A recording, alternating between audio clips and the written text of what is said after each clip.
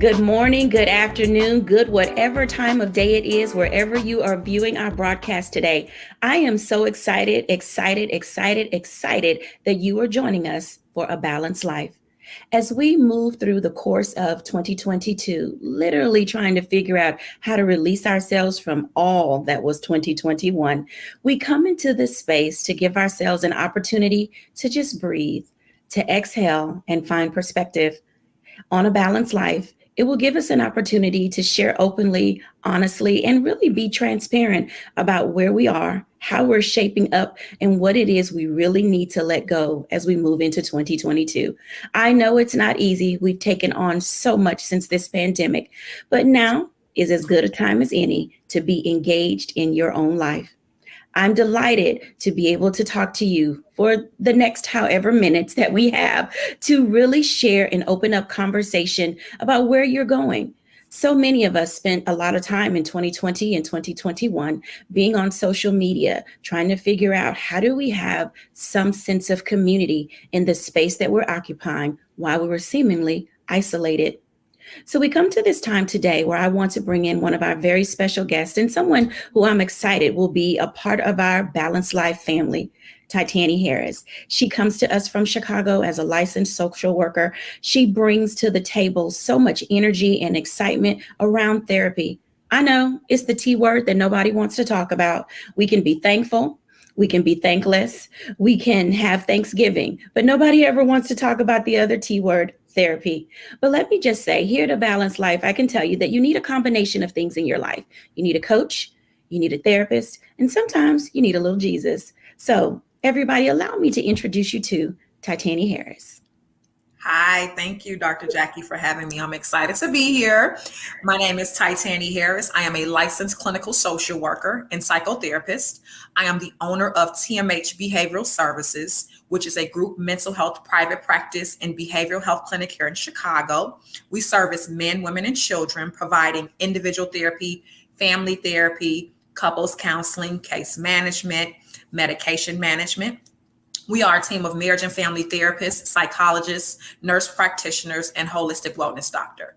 I am also the creator and founder of the nonprofit TMH Man Cave, which was created to eliminate the stigma and bring awareness to the mental health needs of Black men. Thanks for having me.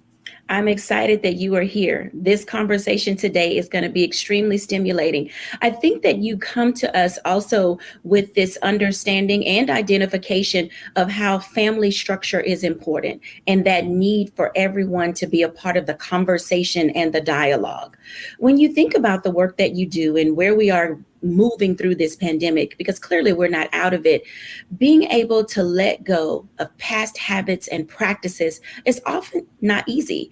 In what ways can you share with us how to have those types of conversations when families really need to be at peace, like together, but yet apart? What does that look like in the dynamic of today's home?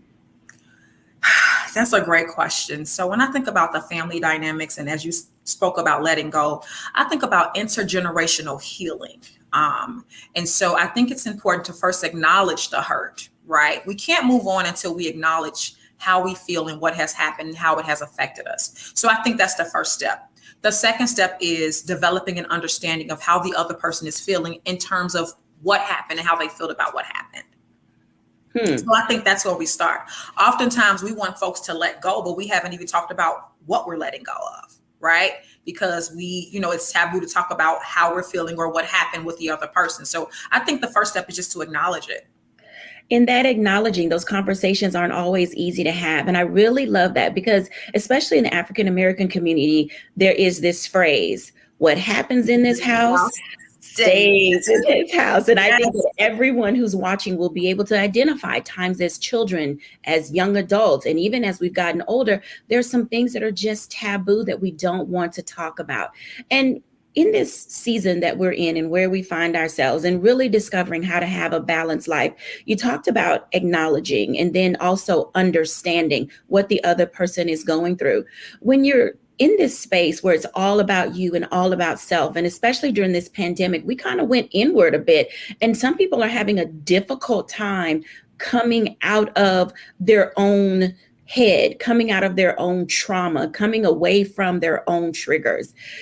Can you elaborate just a little bit more on what a conversation would look like, especially now moving into 2022, just being at the beginning of the year, and you need to have those hard conversations? How do you start? That's a great question. So let me just acknowledge that the pandemic forced us to deal with our own stuff. I think the quietness of the world, right, made us sit and think about, how we were feeling and what we thought about what was happening.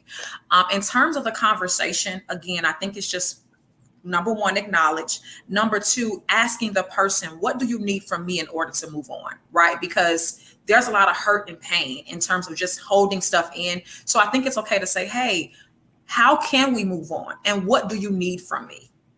So that's in the area of relationships or being relational, whether it's professional, people you deal with from at work, at home, individuals in your social organizations, or just in the community. When you have to have this conversation with yourself, because a lot of us during this pandemic, we were in our own head and sometimes we got in our own way. So if I need to have a conversation with myself, because I believe that self-talk helps us get through things, how do you start a conversation with yourself in regards to addressing what I may need to let go, or just starting a list? Where does my list begin? So I like to call it removing the mask, right? We walk around with this mask, not dealing with whatever it is that we're struggling with. So I think the first thing is to remove the mask. The second thing is I'm a big person in terms of journaling. So just getting a journal or notebook and just writing out what's happening for you, right? What you're dealing with, how you feel about it, and being real, like asking yourself what's real and what am I imagining? Like removing the lens of, okay, this is what I think and how I feel, but is this real for me? I think that's where we should start. Now that is super rich. I mean, that's a really rich tip. I hope that you're hearing what Titani Harris is saying. It's like, what's my mask? Who have I become during this pandemic? Do I want to keep wearing this face? Or can I really look at myself in the mirror and discover who I am, my authentic self? Now, let's talk a little bit about the man side of therapy and counseling and all of those things, because as women, we're okay with going to our good girlfriends. And I know guys get together and hang out and do all kinds of things. They shoot pool, they play golf, they play, football. There's a lot of ways that men reduce stress. There are a lot of ways in which they are finding now, coming through this pandemic, to really engage in substantive conversation. But for men who don't have boys, for men who are really sort of isolated from other people and don't have a sense of relationship or connectivity, what are some of the steps that they can take to really move out of being in the shadows, if you will, of life? Join TMH Man Cave. So great segue. So one of the reasons why I created TMH Man Cave is because professionally, I recognized that men were struggling, specifically Black men. And here in Chicago, I just could not find a space for men. I don't like to call it a safe space, because in conversations with men as a psychotherapist and at the TMH Man Cave, Black men typically don't feel safe. So TMH Man Cave is a brave space just for men. So I always encourage men to sort of reach out to other men. I like to call it your advisory council of life, right? So who are some men in your life who you can just talk to about whatever it is that you're dealing with? I think that's the first step. Another thing is resources like TMH Man Cave. We have our free online wellness group. Anybody can access it from anywhere in the world. Here in Chicago, we have our event series, which our next one is happening in February. So I have these spaces that I've created just for men to come and feel encouraged, to feel empowered, and to feel like they have a space just for them where they can just be. I love that. Now, did you say a brave space? I did. I love that. A brave space. Yeah, because society has always, I think, has taught men that it's not okay to express how you feel, right? Men are often judged when they express their emotions, particularly Black men, right? They're labeled as the angry Black man. And so to talk about how you feel and know that it's okay, I think it takes a lot of bravery. When I meet with men in my office, the first thing I say to them is, I'm proud of you. And of course they look at me like, well, I haven't done anything. I'm like, you took the first step. Because it's one thing to talk to your friends, as you mentioned, women have their girlfriends, but that's not therapy. Those things are therapeutic, right? Therapy is about being in a space where a therapist can help you basically rewire your thinking, and you have a space just for you. So I think it's important that men recognize that these spaces exist. That is wonderful news and exciting. I'm grateful that you're here today and able to share with us tips and resources in order to guide our conversation, not just toward being able to live a balanced life, but also the steps and stages that it takes to go through. As we prepare to really delve into these next several weeks of conversation and dialogue, what are some things that you can express to men and women and families? I think for the whole unit, About being balanced. yes, exactly. Yes. What does it mean to be balanced coming out of a pandemic? Because I think people think they want to go back to where they were, and going back is not necessarily a viable option, nor will it be sustainable. So what are some sustainable steps that you can say to us today as we prepare to wrap up this segment? So here's the thing. When let me just say this. We think about balance. I think it'll be safe to say that most folks think 50-50. I don't believe that. To me, balance is about fulfillment. So it's looking at each area of your life, spiritually, financially, professionally, personally, relationally, and asking yourself, am I fulfilled in these areas? Not are they equal, but am I fulfilled? So for example, when you look at your professional life, are you happy at your job? And if not, what steps can you take to become that person, right? And that's in all areas. We're thinking about, am I fulfilled in these areas? So I think that's what being balanced is about. Not so much 50-50, because I don't necessarily believe that we'll ever be 50-50 in all areas, but am I being fulfilled in each and every area of my life?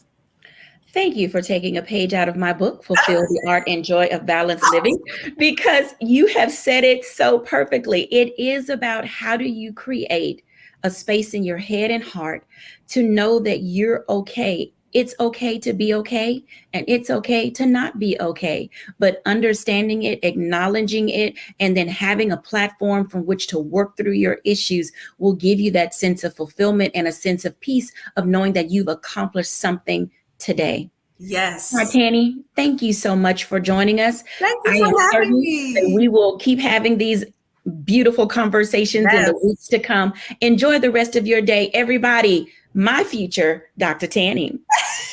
Thank you, Dr. Jackie. Be well, be safe. Thank you. Up next, Dr. Paris Love will talk to us about clutter and productivity.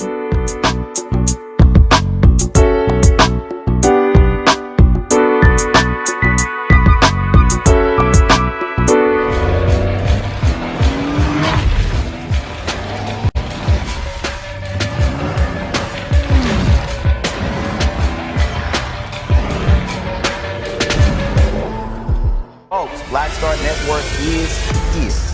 Hold no punches. I'm real revolutionary right now. Support this man, Black Media. He makes sure that our stories are told. Thank you for being the voice of Black America, Roland. Stay black. I love y'all. All momentum we have now, we have to keep this going. The video looks phenomenal. See, this difference between Black Star Network and Black-owned media and something like CNN. You can't be Black-owned media and be scared. It's time to be smart. Bring your eyeballs home. You dig?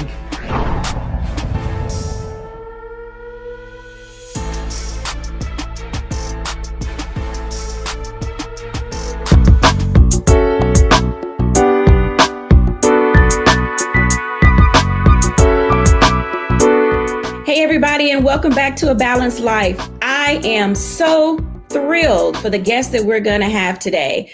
Telling you honestly, talking about a cluttered mind and cluttered spaces can often lead to an imbalanced life. And I am excited today that as we bring in our guest, Dr. Paris Love of the Paris Love Productivity Institute, she's going to share some wisdom keys that will truly revolutionize your life. Ladies and gentlemen, let me introduce you to Dr. Paris Love. Hey, Dr. Love. Hi, Dr. Jackie. Thanks for having me. I am so excited that you are here. You are phenomenal, amazing, and have such an amazing story about how you do everything that you do. Can you share with our audience a little bit about who you are and about the Paris Love Productivity Institute? Yes, I'm Dr. Paris Love, and I am the CEO of the Paris Love Productivity Institute. I work with overextended professionals, just like everyone here, helping them overcome those barriers that are keeping them disorganized, dissatisfied, and discontent in their life, business, or career. Wow. Talk about some loaded D's. Those D's are clearly the ones that keep us discombobulated, if you will, when it comes to being able to just find that space in your life that allows you to move forward. When you think about the work that you do, and you definitely have hit on a few key ways that people can first begin to identify when their life is not centered anymore. Can you share with us a little bit more about when people can begin to recognize when clutter and discontentment and all of those things are going to be problematic? Mm-hmm. Have you ever, some of the ways to recognize that is when we start to get stressed out, we start to get overwhelmed, little things start to bother us that didn't bother us before. For example, have you ever came into your kitchen and you have a drawer that's open, and maybe your spouse or your children open the drawer or the door and they leave it there? So before you were like, oh, that's okay, I'll just close it. But all of a sudden it becomes this issue. You know, the piece of paper that you leave on your desk, and you're like, oh, that's okay, I'll file that later. But all of a sudden it's like, oh, why is this piece of paper here? Why did somebody put this on my desk and didn't put it in the proper spot? So those little things start to irritate us, and they start to cause us to be overwhelmed. We start to get stressed out. And that's a time to reset and go, why does this really bother me? What can I do to not make this an annoyance? And I apologize. I'm losing my voice for some reason. Good content that people should hear about, that we are truly going to, make sure that everybody understands. You have stated the value. Now, I have to admit, so true confession, Paris is my go-to for dealing with my clutter issues. And so I'm going to say this, and I know how she's going to respond. So I am a confessed kitchen drawer clutter person. I still have, Paris, I do one drawer in my kitchen that is the kind of catch-all drawer. I'll get to it and file it later. Let me put it here so I can get to it quicker. And then I'm wandering around the house thinking, where is this item? And I never think to look in that drawer.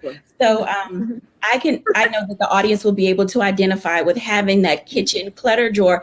And it is an annoyance. And there are things that you've mentioned that do begin to annoy us on an ongoing basis.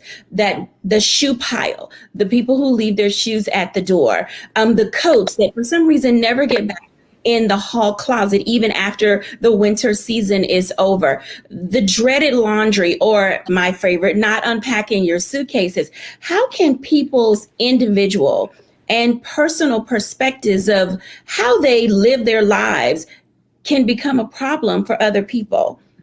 Well, first, you are allowed one little drawer like that. So I will let you have that. You can have one.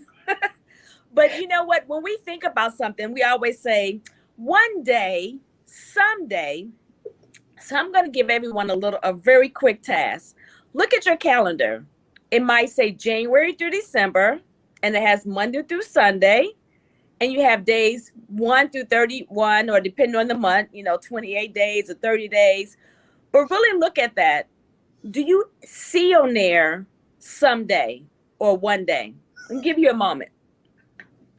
Does anybody see that? It says anywhere on there, does it say one day or someday? Probably not. You know why? Because it does not exist. It's so much easier to do the task now than wait for later, because later will never come. With so much coming at us, when we have every attention to, one day I get to that, I'm a little tired right now, little Johnny's bothering me, I got to do this, I get to it later. Something else is going to capture our attention, so later never comes. So it's so much easier to do that thing now rather than putting it off for later. Because again, someday, one day does not exist. Wow, so profound. I have to admit, I have some of those weeks where it's a someday, one day, any day, but today. And that is truly where a lot of my clutter and procrastination resides. As we prepare to wrap up this segment, can you talk a little bit about the damages of procrastination? Why is it not good to procrastinate? You know, procrastination is a form of professionalism. So we always have to be perfect before we get it done, which means it never gets done. So what does that look like? For a business owner, that looks like bills don't get paid, invoices don't get out, employees are disgruntled. You ever go into a restaurant and you're like, I just said hello, like what's going on here? And so if the managers, you know, if they're disorganized and they got a cluttered mind, it's going to trickle down to their employees as well. In the household, the same thing happens. We probably all heard, if mom ain't happy, ain't nobody happy. So so we really have to look at, how is this clutter causing me to react? Do I need to deal with it now or later? Again, later never comes. How much more? And we always think, well, I don't have time for that. And I'm just going to go in. I'm ex-military, so I'm just going to go in and say it. We have the time and money to do what we want to do. So never say I don't have time. It's 168 hours in a week. We all get the same amount of time. How we utilize it is what's important. Those are really good tips. And thank you so much for sharing with us today. We will be posting your information so people can be able to find you. So don't be surprised if people are going to say, I need to be more professional in even my approach and how I handle the clutter in my life. Thank you so much, Dr. Love, for joining us today. It was a delight to have you here. Thank you so much. I appreciate it. I love being here. Thank you. In our next segment, we'll talk to a mom of 7. Who'd have thought that having 7 kids could lead to living a balanced life?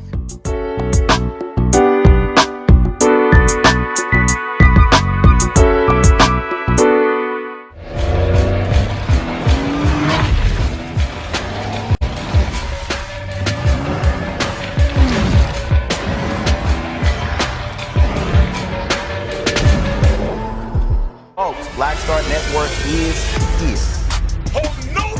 I'm real revolutionary right now. Support this man, Black Media. He makes sure that our stories are told. Thank you for being the voice of Black America, Roland. Stay black. I love y'all. All momentum we have now, we have to keep this going. The video looks phenomenal. See, there's a difference between Black Star Network and Black-owned media and something like CNN. You can't be Black-owned media and be scared. It's time to be smart. Bring your eyeballs home. You dig?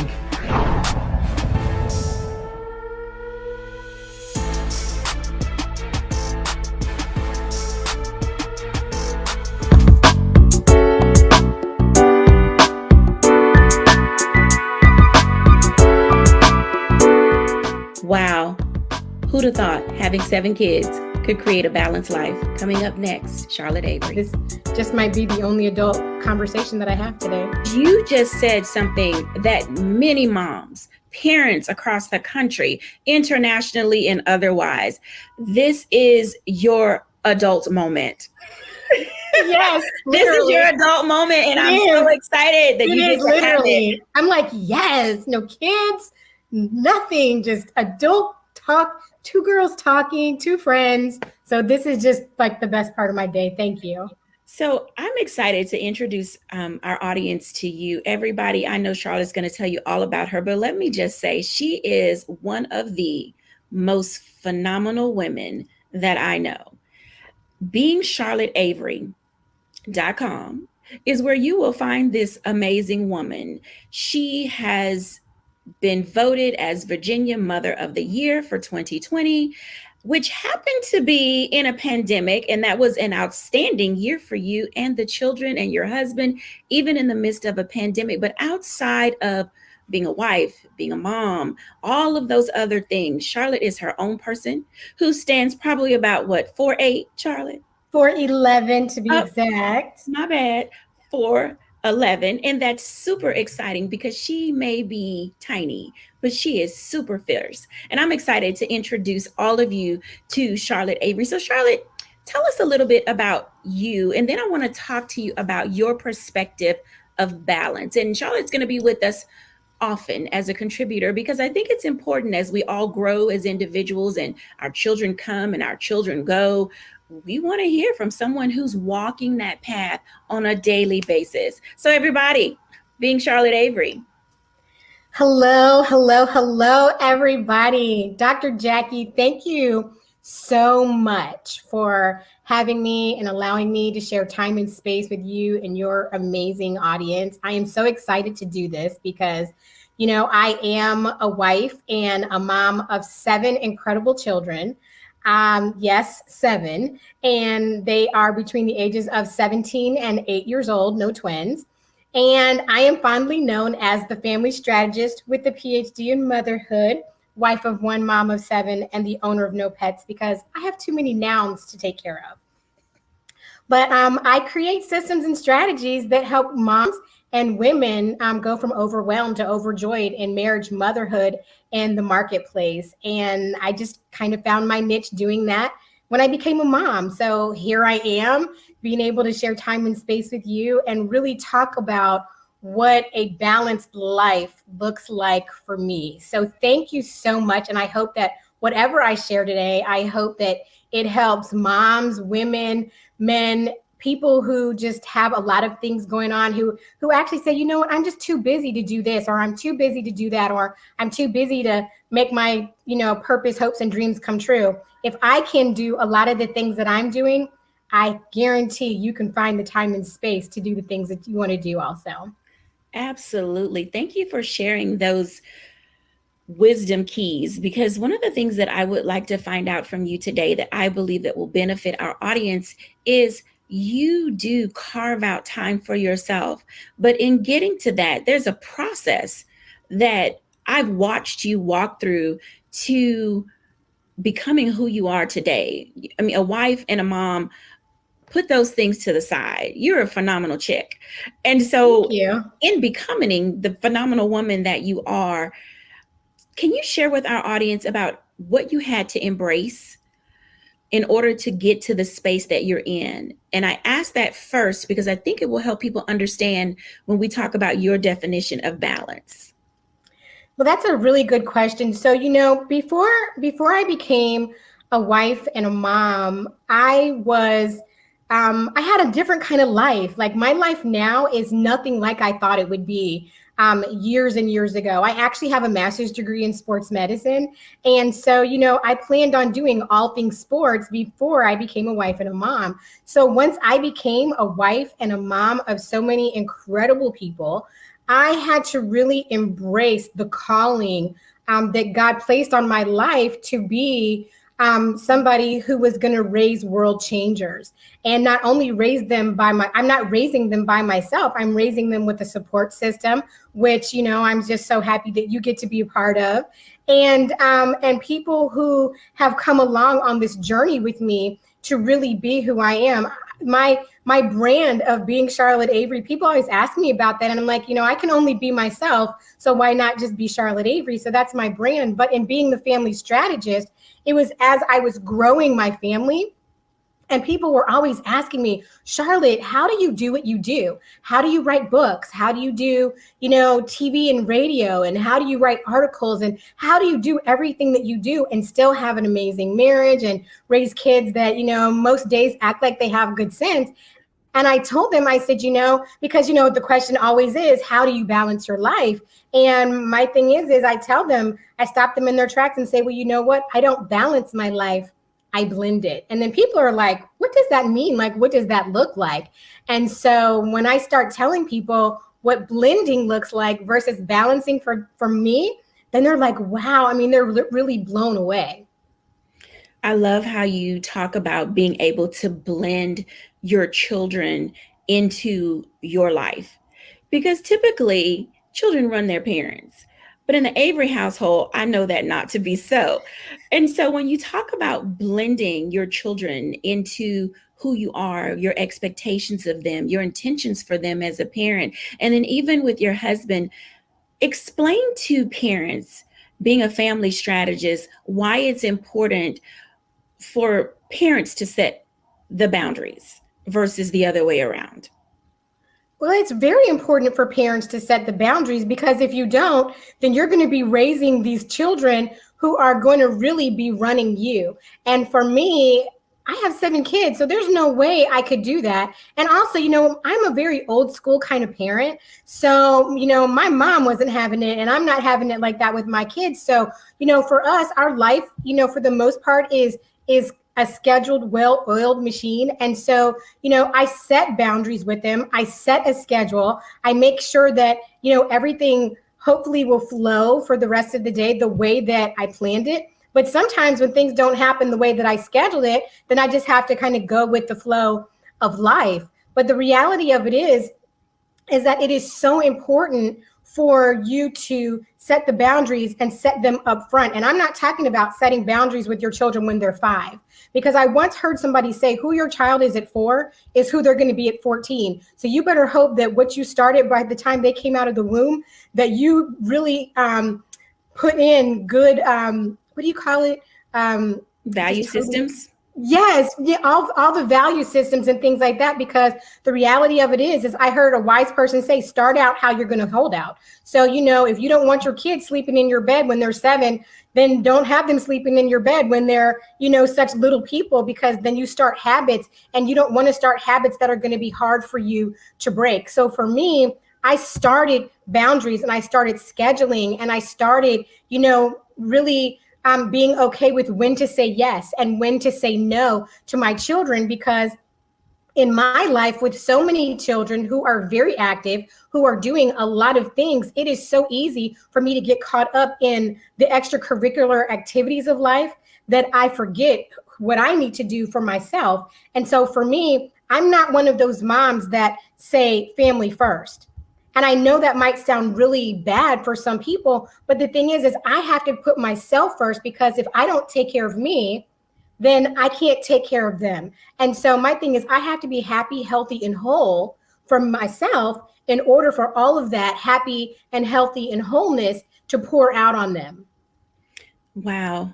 That makes so much sense. And I know for our viewers, those of you who are watching, it's important to make certain that you, as you said, are healthy, happy, and whole, because a healthy, happy, and whole parent will bring forth healthy, happy, and whole kids. And I know there are people right now texting, typing, commenting, tweeting, and saying, what are these women talking about? They have no idea about what my life looks like. And I think that's one of the reasons why we're doing what we're doing with this show. This show allows us to talk to parents who are just starting out with a kid. And raising one is different than raising 2, and 2 to 3 to 4 to 5 to 6 to 7 in your case. But you treat each of your children so odd that you can do that with such grace and love individually. You don't lump them together. And I know that in the blending and in the balancing, it's difficult for families that have more than one child to figure out how to give each child their individual love and attention. Can you share some tips with our moms and dads about how to do that? So let me just say, blending is about the priorities of life and not the to-do list of life, because we can get so caught up in the to-do list and creating lists and things like that. And then we're just like, oh my gosh, I didn't complete this.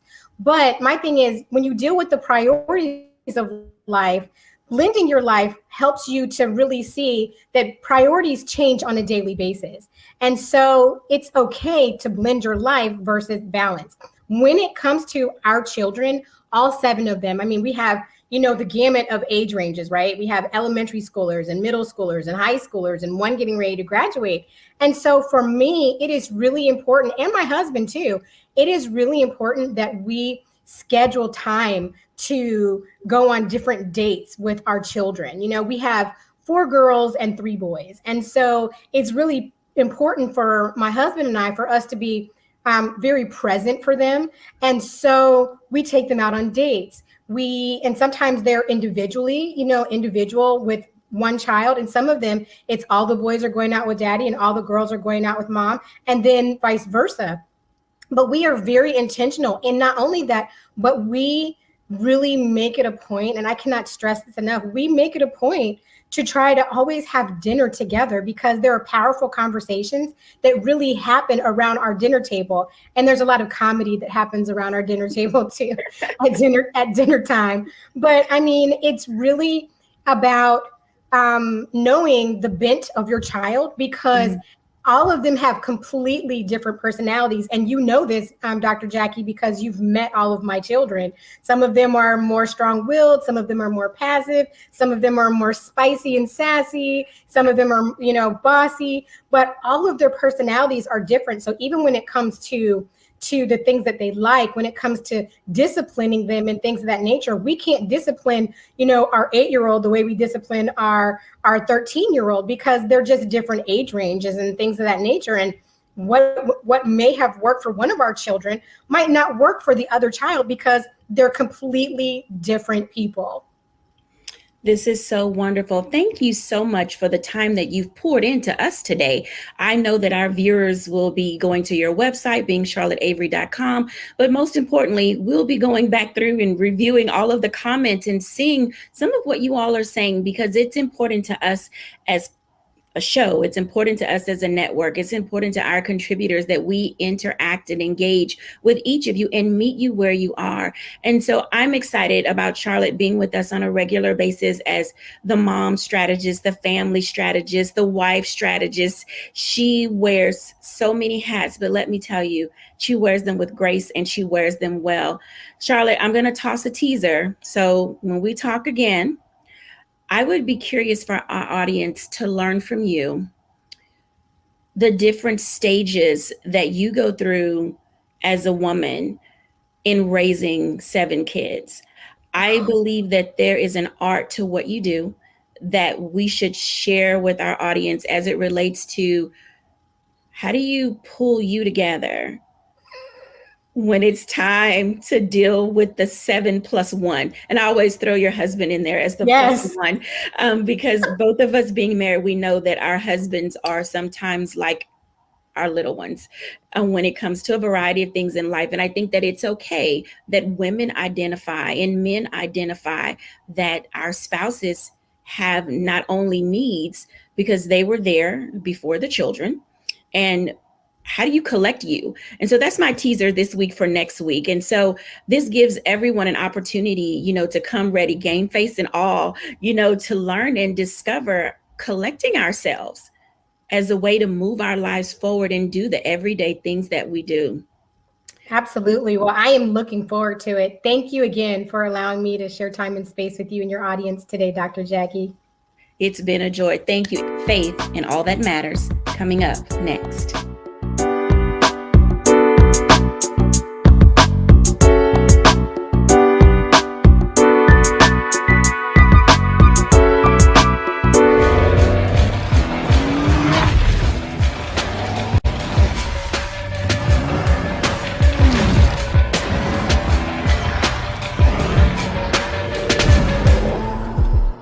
Black Star Network is here. Hold no punches. I'm real revolutionary right now. Black power. Support this man, Black media. He makes sure that our stories are told.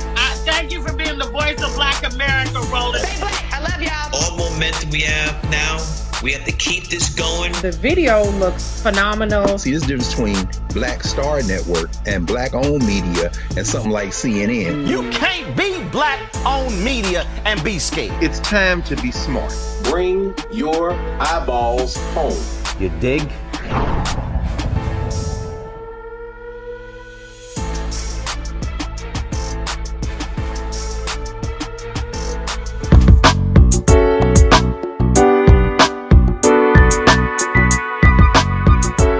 Related to balanced living sometimes just come down to perspective.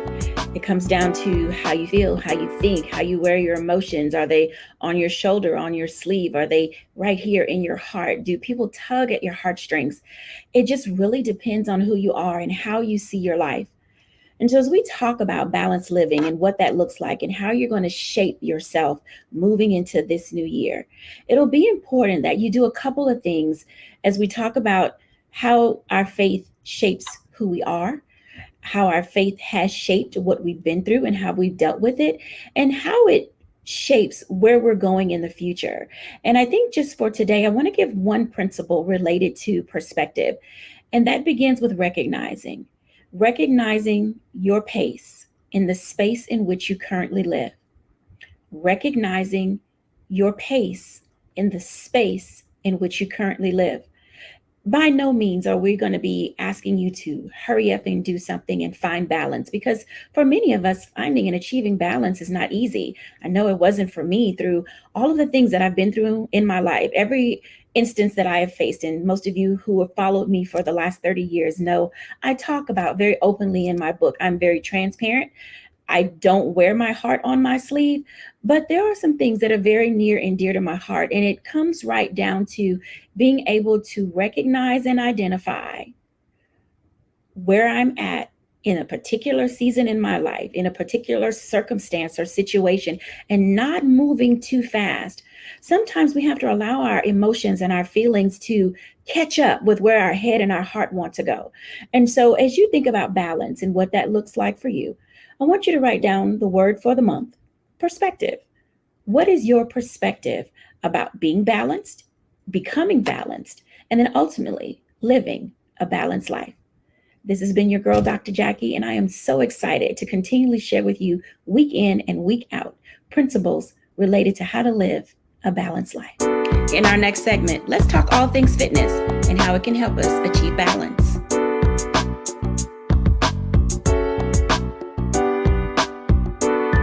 Hello, everyone, and welcome back. I am so excited about a balanced life. We have been discussing all things related to balanced living, discovering what's important to us as we enter into this new year.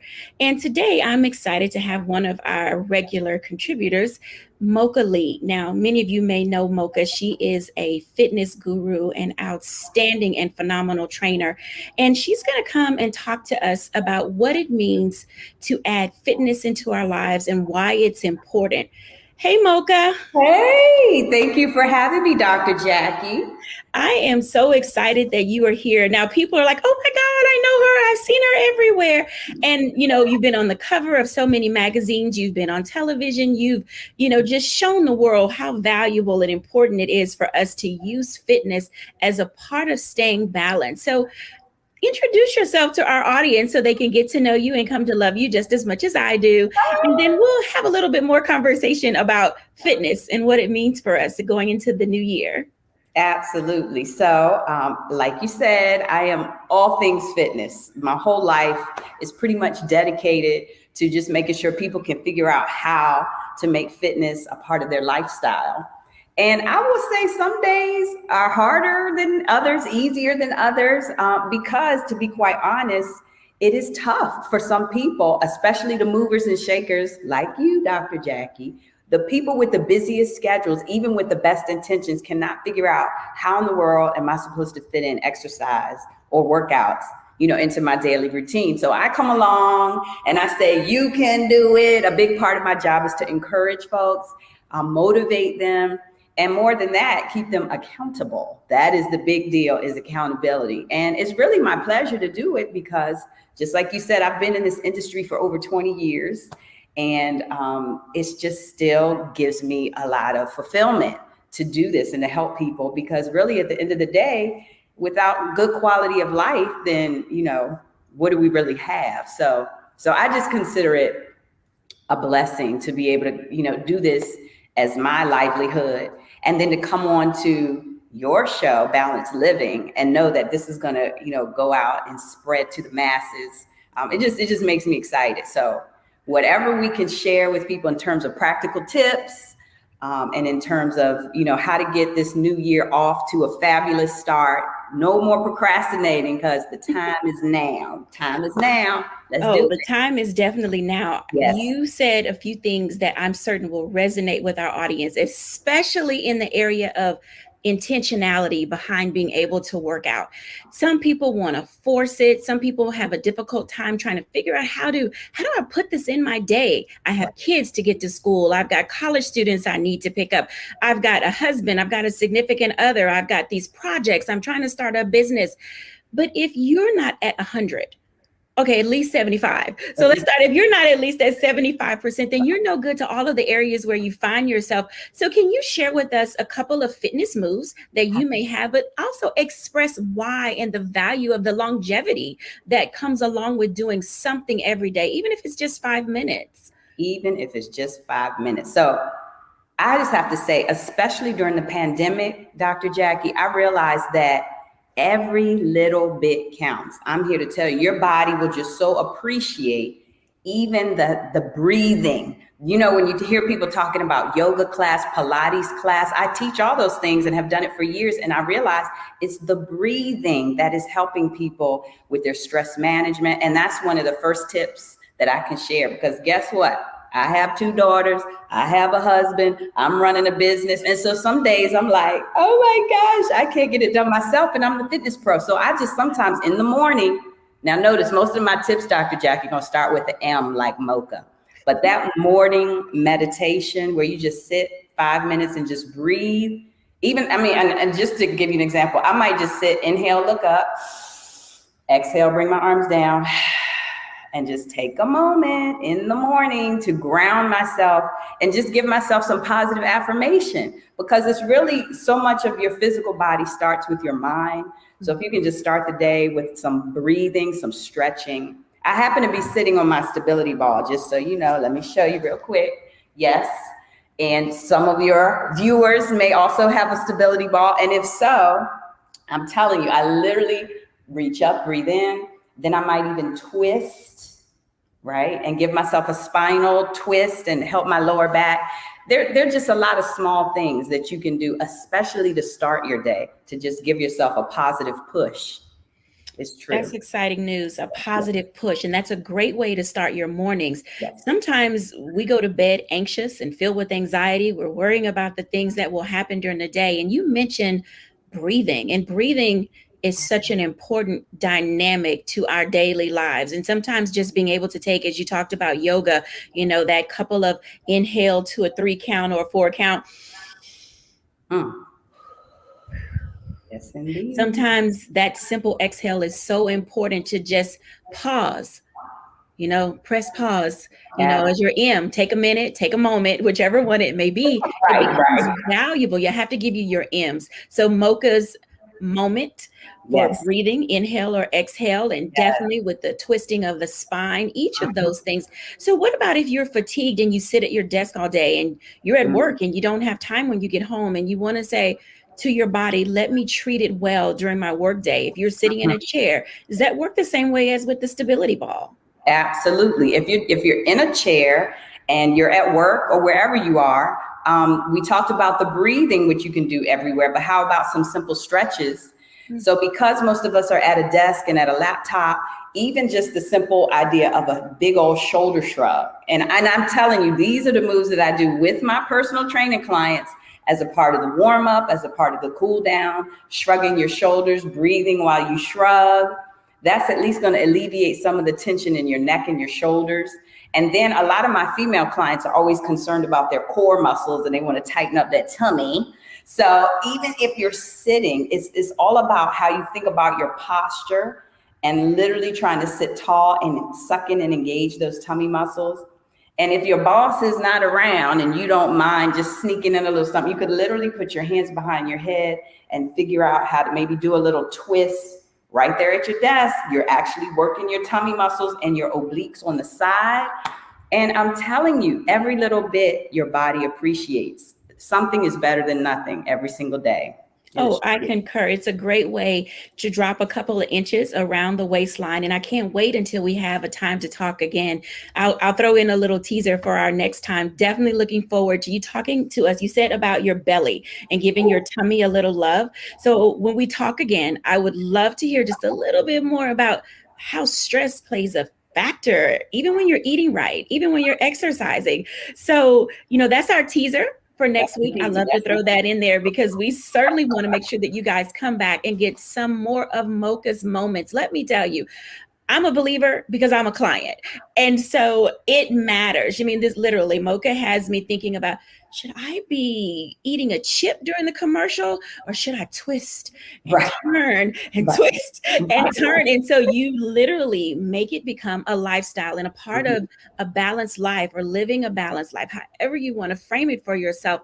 It's always being able to put yourself first. Mocha, thank you so much. You are so welcome. My pleasure. My pleasure. The last little comment I want to make about my definition of balance, being balanced, and this is just me, it's almost like striving for a perfect life. I don't know if me personally, if I ever have an actual balanced life where I'm like, ooh, look at everything. Here's work, here's workout. Sometimes it's just never that balanced the way we think of it, but it's at least being mindful and striving and trying that gives us that progress. And so I appreciate you having this show, because I know it's going to help people be mindful about all the daily choices they make. Absolutely. Thank you so much for those words of wisdom and words to live by. We look forward to talking to Mocha again. Thank you again for joining us. Have a good day now. Take care. Thank you. Up next, my thoughts and reflections on a balanced life.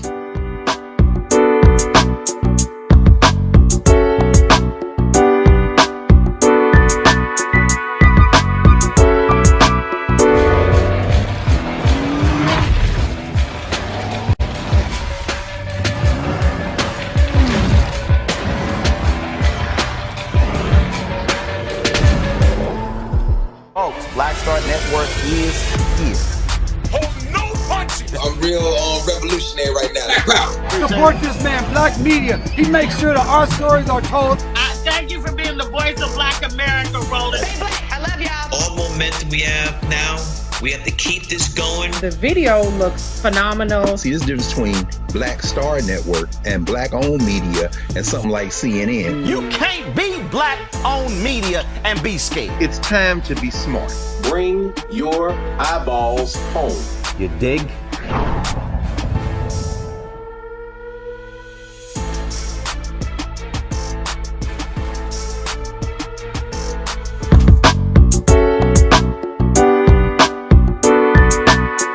As we begin this new year and thinking about all that will come, the joy, the hopes, the dreams, and aspirations, let us be mindful that balance plays a very important part in who we are and where we're going. I believe that as we settle into this new year, 2022, of course, there will be things that are unexpected, lots of uncertainty, and even understanding how we'll manage. But one thing is clear. You will have us here at A Balanced Life to lead and guide you along the way so that you can have the tools and resources that are needed to aid and guide you every step of the way. Thank you, everybody, for joining us today here on A Balanced Life. Until next time.